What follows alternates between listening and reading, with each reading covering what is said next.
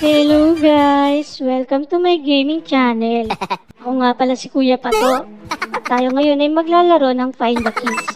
So dito sa may forest map, meron 20 keys na nakatago. Hahanapin natin sila isa-isa. Pagbaba ko nga dito may kagad na itong nakita. Yung ground key. Napaka-easy. Kaya nga siya tinawag na ground key kasi nasa ground. So ang pangalawang key na hanapin natin itong orange key. At ang hint ay nasa ibabaw daw siya ng green tree house. So, hanapin natin siya. Aakyat tayo kagad dito. Uy, coin! Uy, at may nakita tayo dito naglalaro si Tonky. Yun nga yung orange key. Titempohan lang natin at sasaluhin. Ayun, nakuha ko na kagad. Sasaluhin. Tatalunin pala. Sorry! Ang pangalawa naman ay yung water key. Ang sabi dito sa may hint, nandun daw siya sa may ibabaw ng fence. Kaya umakyat tayo dito, tumalon-talon, tumakbo-takbo. Ayun si Tomato. Naglalaro din.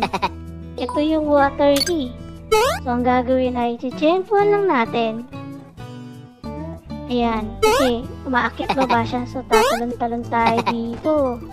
Hindi ko machempuan na. Paano ba to? Layo ko nga. Nakuha ko na kagad. Yung pang-apat naman na key ay yung fire key. At ang sabi sa may hint, nasa ibabaw daw siya ng rocks. Bakit nga ako dito sa taas? Kasi akala ko kailangan tumalon from the treehouse para makapunta doon sa rock. Hindi pala. Pwede mo pala siyang talamin mula doon sa may ground. Pero nandito na tayo eh. Ayun yung fire key oh. Ayun, nakuha ko na kaagad. Ang saya-saya. So, ang panglimang key natin ay yung wing key. Ang sabi dito na sa blue treehouse daw siya. Kaya umakyat ako ulit. Kasi akala ko nakita na yung mga treehouse eh. Akala ko ito na lahat din eh. Meron pa rin sa kabila. Ayun, ito yung red key. Ayun. Red bird key. Kasi yung mga lumilipad-lipad na mga susi na yung mga bird keys yun. Yun yung mga may hirap kunin guys. Kasi kailangan mo siyang tiyempuhan. Ayun, nalaglag nga ako dito sa may sanga ng puno. Ay, skip na ako ulit. Try ko nga ulit. Yun. Uy, hi Corty. Tiyempo. Ay, naku, hindi ko na naman nakuha. Ikot-ikot na nga lang muna ako dito. Mag-a-unwind muna. Kuha ng mga coins. Ayun guys, akyat tayo dito. Subukan nating umikot-ikot kasi na-realize ko hindi lang pala isa yung blue tree house. Kuha tayo ng mga coins dito. Meron kasi palang dalawang blue tree house dito. So habang naglalakad dito ako sa may trail, may nakita akong isang key. Itong train key. Nadaanan natin kasi trail lang tawag dito sa dinadaanan natin na to. So, ayun, kita din sa kabilang side yung talon tayo. Ay, nalaglag ako. Akit na lang tayo dito sa may fence. Yan. Ay, mali. Balik. Ayun yung blue tree house na sinasabi. Nasa ibabaw niya banda yung wing key. So, tatalunin natin tong ibabaw. Tapos, magpapatihulog tayo dito. Kailangan dito guys, timing. Para makuha natin. Yun! Nakuha natin kagad. Buti naman. At first attempt, nakuha kagad tong wing key. Ngayon, ang next natin hahanapin ay... Ano nga ba yung next natin hahanapin guys? Ay, takbo-takbo muna. Takbo-takbo. Akyat-akyat. Ano nga yung kukunin ko dito? Akyat-akyat. So, yung pang-pitong key, yun yung electric key. At ang sabi dun sa may hint, in the ground near the rocks. Umakit nga ulit ako dito. Tapos, lakad-lakad, takbo-takbo, ikot-ikot. Hindi ko nga alam ba't ako umakyat dito eh. Tapos, ayun, tumalon ako pababa. Namasyal lang ako. Ito, dito ko nakita yung electric key. Yun yung pang-pitong key natin.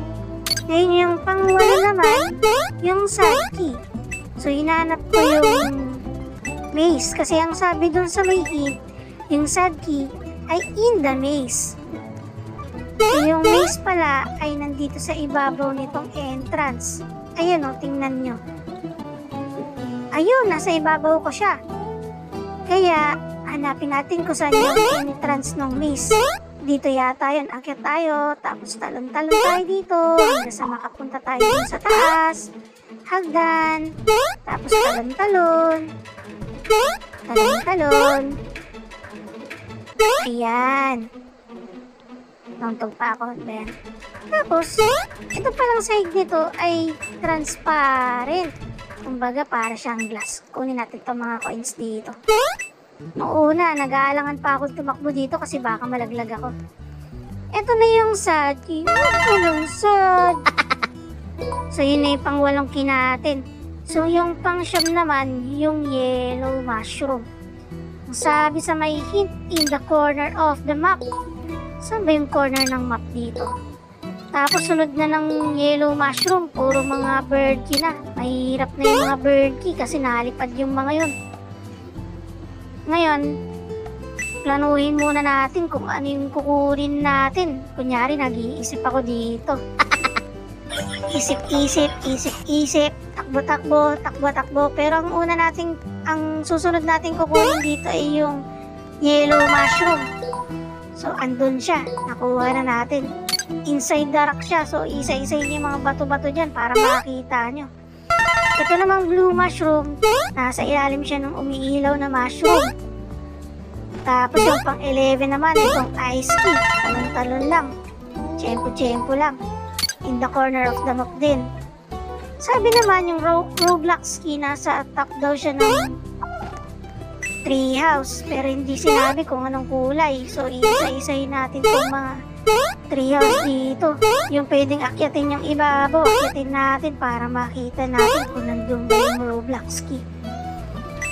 So dito nga, nung patawid na ako, napansin ko yung Roblox key. Ayun, yung kulay puti. Ayun o. So ang ginawa ko, pumunta ako dito sa ibabaw ng green treehouse. Nasa ibabaw pala siya ng green treehouse. So yun, tatalon-talon tayo dito para makuha natin siya. Kaso kailangan nasa tamang pwesto ka. Nasa tamang timing para makuha mo siya. Ayun, nakuha na natin siya, guys. Nakuha na natin yung pang 12 na key, yung Roblox key. So, yung mga sumunod, yung mga mahihirap na. Itong Redbird key, medyo nakaraming attempt ako dito. Hindi ko kasi alam na pwede pala natin gamitin yung dash dito nung time na to, guys. Kaya hindi ako nakagamit ng dash. Puro talon-talon lang talaga. Timing, ito nakuha ko na rin sa wakas. Maraming attempt yan. Guys, itong Bluebird key nandito sa may pink na treehouse. So, kailangan dito sakto yung timing ng talon mo kasi kapag nagkamali ka, aakyat ka ulit. Nakakapagod pa naman umakyat doon kasi ang taas. Maswerte tayo, guys, nakuha natin kaagad yun. Yellow bird key, ito napakahirap nitong kunin. Nakailang attempt ako dito. Ito, unang attempt. So, hindi ko siya nakuha kaagad. Unang attempt, guys, napakahirap kunin yung yellow key na yan. Pangalawang attempt, tapos may mumuid dun, oh. Pangatlong attempt, tapos pang-apat, tapos ito yung pang-lima ko. Talon-talon ako dito sa may ibabaw ng rock. Kasama ko si Mumuid. Nakatayo nga lang siya dyan, oh. Tinitingnan niya ako na tumatalon-talon dito, guys. So, makita ko ulit after nito kasi hindi talaga kaya. Ito yung pang-anim kong attempt. Ay, Mumuid. Ito pang-anim, guys. Pang-pito na pala yun. Ito na yung pang-walo. Ito na yung pang-siyam, guys. Galing pa yun sa taas. Tapos ito na yung pang-10. Ayun, nakuha ko siya kaagad. Guys, hindi ko kasi alam yung dash dito. Pwede natin gamitin sa aming dash. Tapos itong green bird key, nandun lang sa may yellow na treehouse. Tapos ito naman blue key, nandito naman sa corner ng trail. Tapos ang next na kukunin natin, guys, yung isang mushroom key. Anong kulay ba yung mushroom key na yun? Sabi, nandito daw siya sa may, ayun, itong green mushroom, nandito siya sa may bato. Lumalabas-labas siya. Ayun, kailangan mo lang siyang abangan sa pinaka-corner. Sa ibaba lang siya ng bow key. Sa may ilalim ng trail, guys. Nakuha ko na siya kaagad.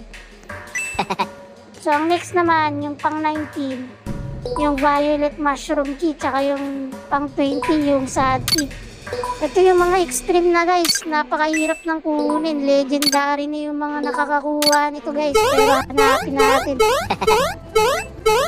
Yung violet mushroom key, isa-isa ko yung mga puno dito kasi ang sabi sa hit, nasa puno daw siya. Tapos guys, nandito pala siya sa ibabaw ng tree na nasa ibabaw ng kulay pink na ilaw na mushroom guys. Nandito siya. Daan lang guys, makukuha nyo rin. Ito na yung violet mushroom key. Nakuha ko na siya. Yun yung pang 19. Isa na lang guys. So ayun, ang ginawa ko, isa-isa ako ng mga puno. Talon-talon ako guys. Pero nabigo ako.